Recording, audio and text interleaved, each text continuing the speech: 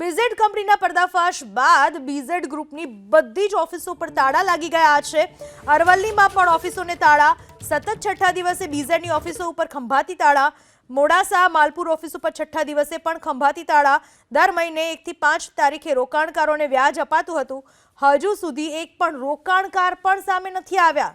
નવાઈની વાત એ છે જે લોકોએ રોકાણ કર્યું હતું એ રોકાણકારો પણ સામે નથી આવ્યા।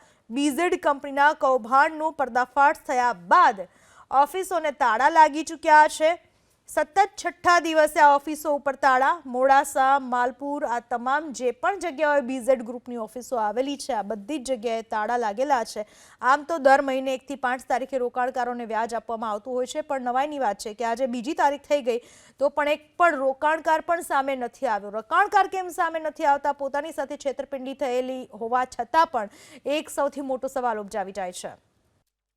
અરવલ્લી જિલ્લામાં અને સાબરકાંઠા જિલ્લામાં બીઝેડ ગ્રુપનું કરોડોનું કૌભાંડ સામે આવ્યું છે। ત્યારે હાલ આપણે મોડાસા ખાતે બીઝેડની ઓફિસ ખાતે છીએ। હાલ આપ દ્રશ્યમાં જોઈ શકો છો કે આજે બીઝેડ ઓફિસની અંદર તાળા મારવામાં આવ્યા છે। સતત છઠ્ઠા દિવસે સીઆઈડી ક્રાઇમ દ્વારા આજથી 6 દિવસ પહેલાં તપાસ હાથ ધરવામાં આવી હતી, જ્યાં માલપુર અને મોડાસા ખાતે બીઝેડની ઓફિસના 2 જેટલા એજન્ટોની ધરપકડ કરવામાં આવી હતી। હાલ બીઝેડની ઓફિસ પર સતત છઠ્ઠા દિવસે તાળા નજરે પડી રહ્યા છે।